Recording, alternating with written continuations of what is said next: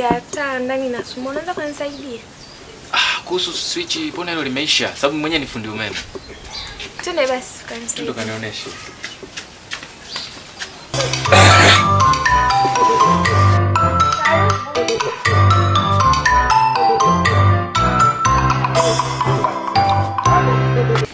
Kumbe ndomu?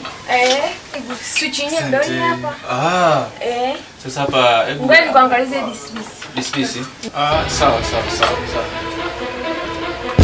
Wewe ndio fundi umemkuta? Ndio. Uko vipi?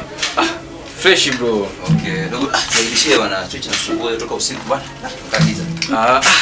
Sasa mimi sio fundi umeme, mimi ni fundi cherehani. Nikajua labda kuna masuala ya vitanda hapa nizingua. Wewe vipi? Mimi namuuliza ananiambia fundi umeme. Hapana dada, labda umekosea. Ndio bwana. Basi ngoja niwaache. Bwana, poa.